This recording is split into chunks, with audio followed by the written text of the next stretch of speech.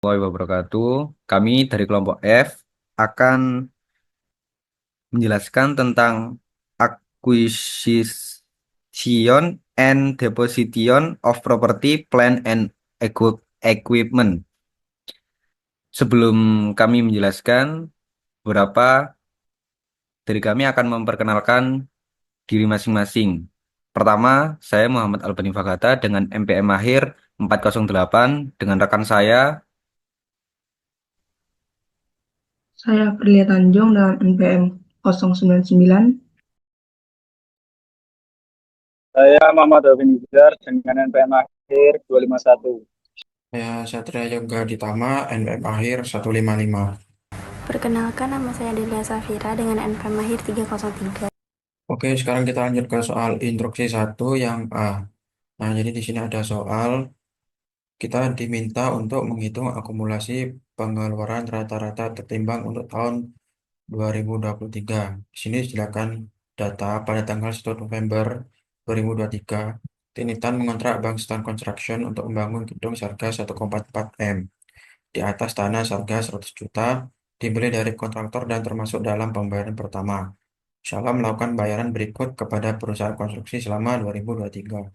Pada 1 Januari 210 juta, 1 Maret 300 juta, 1 Mei 540 juta, 31 Desember 450 juta, totalnya 1,5 juta, 1,5 miliar. Nah, untuk mencari rata-rata tertimbangnya, kita harus mengkalikan expenditure-nya, biayanya dengan periode kapitalisasi tahun berjalannya. Nah, pada 1 Januari ke Desember kan itu sudah berjalan selama 12 bulan. Jadi dibagi 12, 12 per 12, 210 dikali 12 per 12 dapat hasil 210. 1 Maret, Maret ke Desember dapat berjalan 10 bulan, sudah berjalan 10 bulan. 300.000 dikali 10 per 12 dapat hasil 250.000. 1 Mei ke Desember sudah berjalan 8 bulan. 540.000 dikali 8 per 12 dapat hasil 360.000. Nah, Desember ini 31, Desember 0. Kenapa 0? Karena Desember ke Desember nggak kehitung jadinya 0. Jadi totalnya akumulasi pengeluaran rata-rata tertimbangnya tahun 2023 itu sebesar 820.000. Sekian, selanjutnya akan dijelaskan oleh rekan saya. Jawaban dari soal instruksi B mengenai bunga yang dapat dihindarkan. Jadi langkah pertama kita harus menghitung bunga dari utang spesifiknya, yaitu sebesar 750 juta dengan bunga 15%, menghasilkan bunganya sebesar 112.500. Lalu rata-rata terimbang akumulasi pengeluarannya yaitu dari penghitungan sebelumnya itu 830. Nah, utang spesifiknya itu 750. Jadi kita cari selisihnya yaitu menghasilkan jumlah 70 juta. Lalu kita menghitung tingkat kapitalisasinya yaitu dengan cara menghitung perkalian antara pengeluaran utang dikali dengan bunga, yaitu utang umumnya menghasilkan hasil sebesar 127 juta dibagi dengan 1.150.000.000 rupiah, menghasilkan tingkat kapitalisasi 11,04%.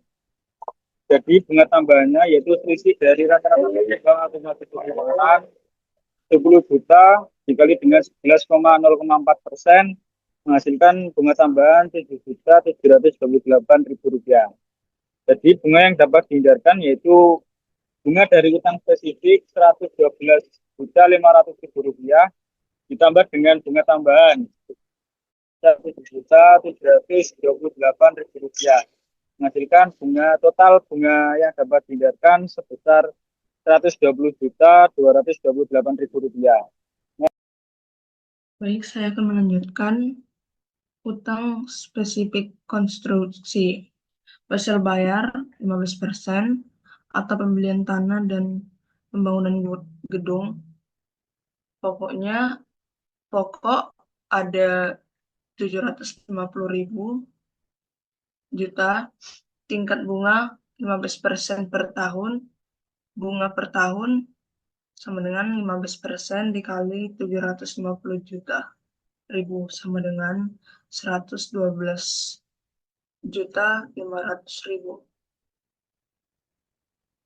Utang lainnya atau umum, A. Wesel bayar 10%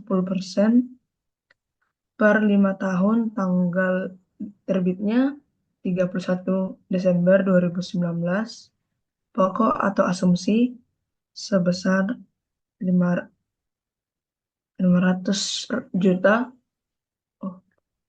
tingkat bunga 10% per tahun, bunga per tahun 10 dikali 550 juta sama dengan 550 juta rupiah. B. Obligasi 12% atau 10 tahun, tanggal terbitnya 31 Desember 2018, pokok atau asumsi 600 juta rupiah, tingkat bunga 12% per tahun, bunga per tahun sama dengan 12% dikali 600 juta rupiah sama dengan 72 rupiah.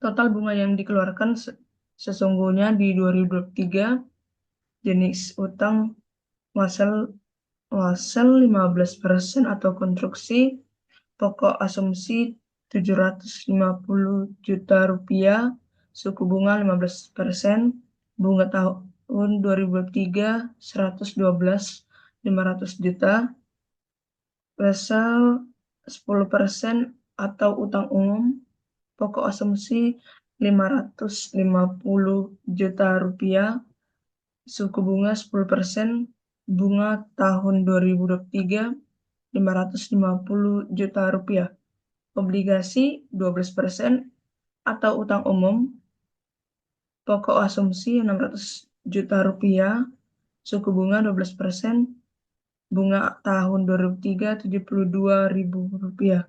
Total bunga dibayar sebesar 239.500 juta rupiah. Nah, berikut untuk penyelesaian membuat soal dan jawaban sendiri. Pada tanggal 1 Maret 1955, PT Goyang Lima Jari membeli sebuah mesin dengan harga faktur 100 juta rupiah, biaya angkut sebesar 5 juta rupiah, biaya instalasi sebesar 3 juta rupiah, dan diskon pembelian 5%. Pembayaran dilakukan sebagai tunai sebesar 50 juta rupiah, dan sisanya menggunakan wesel bayar jangka pendek yang dibayar secara angsuran. Angsuran wesel bayar dilakukan tiap bulan sebesar 10 juta rupiah selama 6 bulan mulai 1 April 1955, tidak ada bunga yang dikenakan.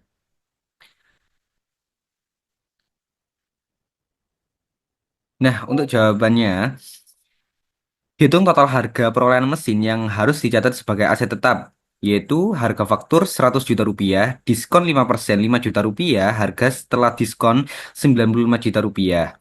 Biaya angkut sendiri 5 juta rupiah, biaya instalasi 3 juta rupiah, total harga perolehan mesin 95 juta rupiah ditambah 5 juta rupiah ditambah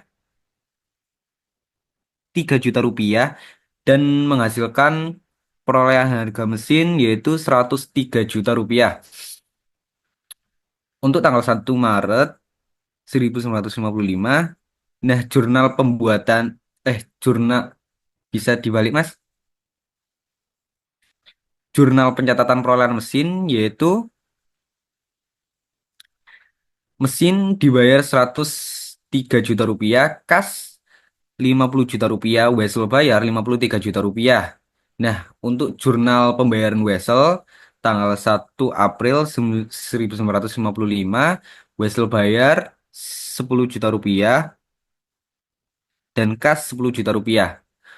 Untuk selanjutnya dilakukan oleh rekan saya. Di sini saya akan menjelaskan tentang instruksi 2 yang B. Jadi di sini kan disuruh untuk membuat soal. Jadi soal yang kelompok kami bikin adalah ada soal PT Suwoge Karpe Dewe memiliki aset tetap berupa mesin yang akan dijual berikut dan ada datanya. Jadi ada harga perolehannya, akuntansi penyusutan dan harga jual.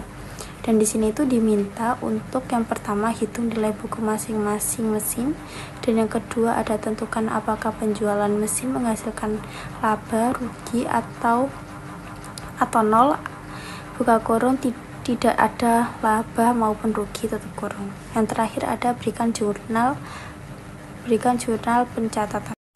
Di slide selanjutnya ini akan menjawab jawaban nomor 1 dan nomor 2. Yang pertama kan hitunglah nilai buku.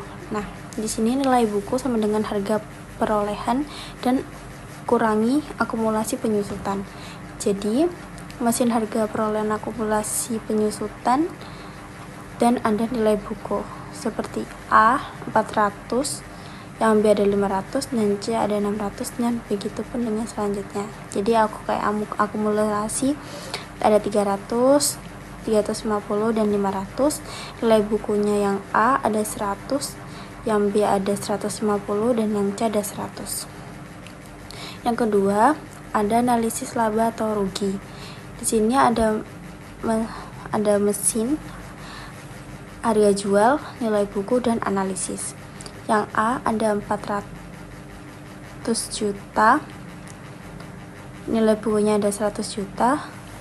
Ini sesuai nilai buku, jadi tidak ada laba ataupun rugi. Yang B ada 500 juta, lalu ada 150 juta, labanya 50 juta.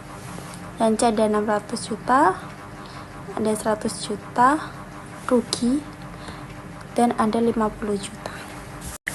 Dan di slide terakhir ada jurnal pencatatannya. Jadi ada mesin A tidak ada laba ataupun rugi kan tadi. Jadi ada kas, jurnal pencatatannya kasnya 100 juta dan akumulasi penyusutannya 300 juta. Mesin A jadinya totalnya 400 juta. Dan selanjutnya mesin B, labanya itu kan 50 juta. Kasnya berarti 200 juta, akumulasi penyusunannya 350 juta. Jadi mesin B 500 juta, penjualan asetnya 50 juta. Mesin C rugi 50 juta, kasnya ada 50 juta, rugi penjualan asetnya 50 juta, dan akumulasi penyusutannya 50 juta. Jadi mesin C totalnya 600 juta. Terima kasih. Sekian dari kelompok kami. Wassalamualaikum warahmatullahi wabarakatuh.